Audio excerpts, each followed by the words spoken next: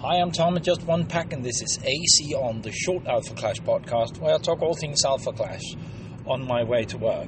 Now, the recent episodes have been a bit long, so I'm going to try to scale them back so they will be shorter, more to the point, and, to make them a short Alpha Clash podcast. So, in that spirit, I want to talk to you about the 2-year curse today. So the 2-year curse is sort of it's a concept for TCGs that most of them fall victim to this 2-year curse, meaning that they will die out after 2 years. That how many sets that is a little bit different, and the reasons for why they do this is of course a bit different. I really want to give you my perspective of whether or not I think Alpha Clash is doomed to fall for the 2-year curse. Now, why this is relevant is because with 2 sets a year, 2 real sets, not counting the draft boxes, with 2 sets a year and we are on the 4th set, that means that we are either on the way up or on the way down. And while we don't know the specific numbers of sale, at least I don't, I can't find it anywhere, there is an interesting bit to try to gauge where we're at from all the other things. So here's my take on this, and I'm going to spoil it. I'm not going to spoil it until the end, whether I think we're in a good spot or a really bad spot. But here's the gauges I've been looking at is that just this year we've sort of seen a crowdfunding campaign to expand the universe through the board game that did not go as planned. It grew too slowly, and eventually they sort of cut it off and said we're going to try again later. In a recent post, I think they talked about this fact that they were not happy with the results on GameFound. It didn't work out the way they wanted, and they cancelled it. But that it will come again. Now, having Kickstarter campaigns fail, while they have not Kickstarter, GameFound crowdfunding fail is an indicator that there might not be as much interest for the universe as first anticipated. So that for me is sort of a heads up.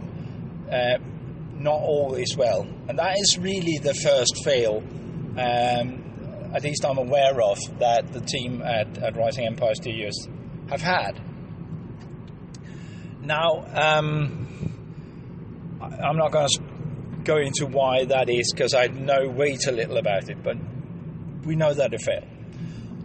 On the other side of that is how the TCG is going and all the other stuff.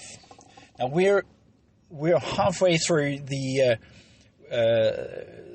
sort of plan that was released sometime last year. How the plan for 2024 and 2025 would go, and we're more or less on point with that plan.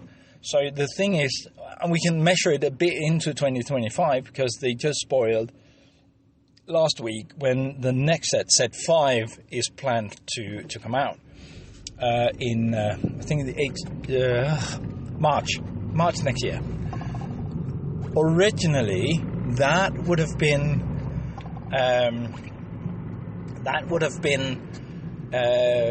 February.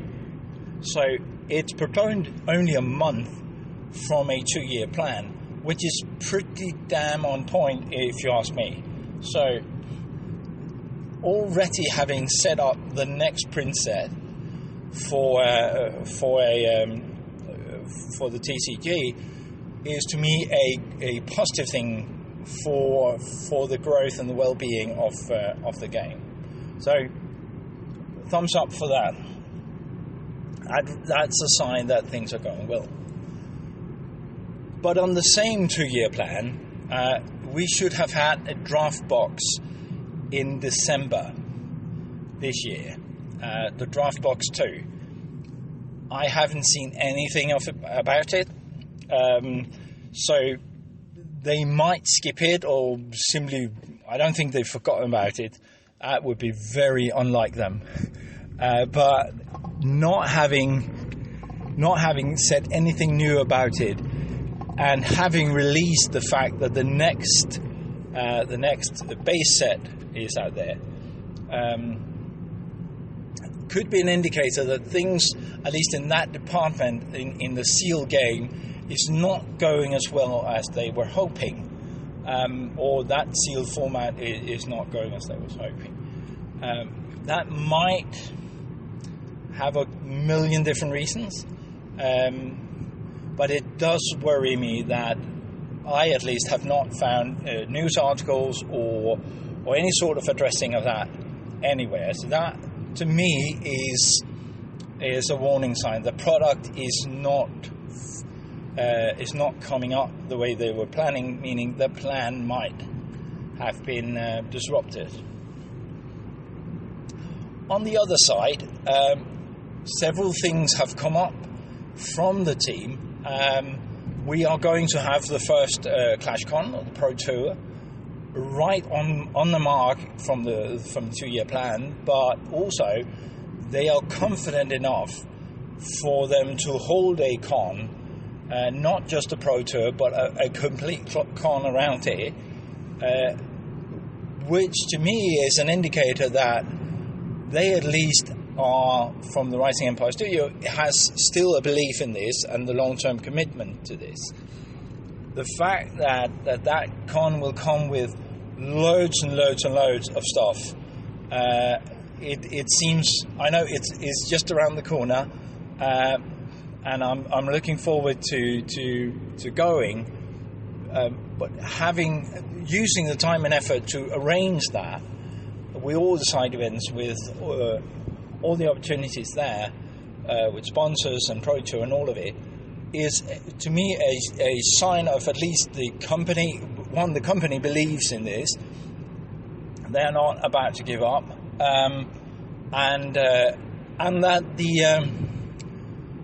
that there's a community that is large enough to support a con. So I hope to see a lot of the people there. I'm really looking forward to it. That, for me, the fact that there will be a con is alongside the Pro Tour, right on schedule, is a positive for me. I think that's a healthy sign.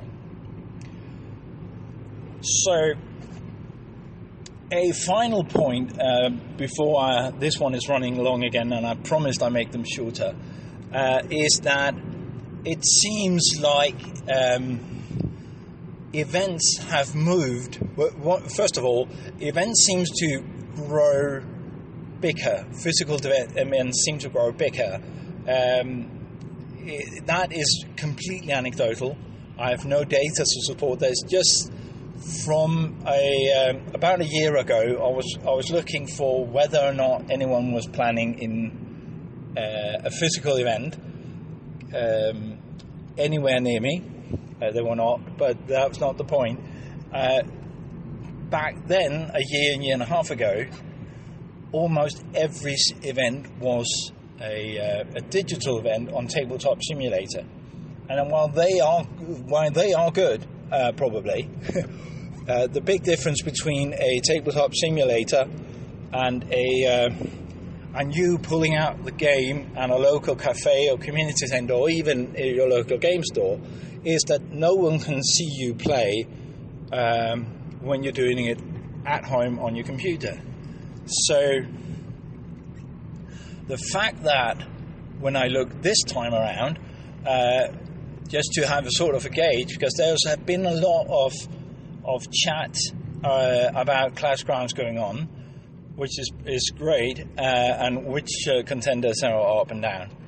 Might do a podcast about that later, but it got me thinking whether most events were physical now, and it does seem like they are.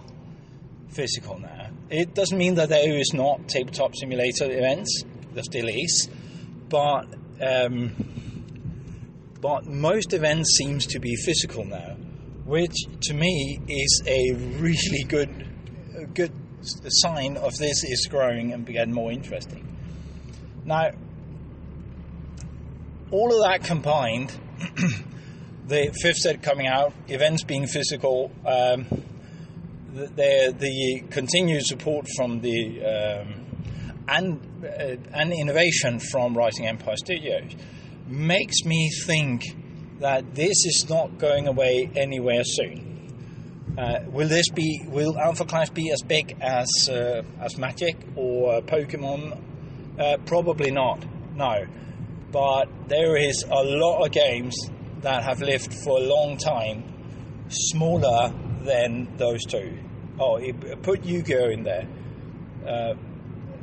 There's a lot of games that's been living for a lot longer, being much smaller, and I think the approach done so far by Rising Empire Studio has been a really good one, constantly coming out with new stuff and new angles, and I'm really curious about if they will continue to be brave to expand on the portfolio.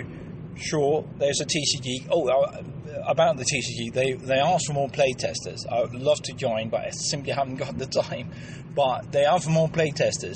You're probably not going to do that if you're scaling back, cutting costs. So, again, a sign of some sort of health in the community and in the game. So, I think it's going to live for hopefully many years to go. I hope you'll join that and enjoy the game. Anyway, that's all for me. I'll talk to you again soon. Bye.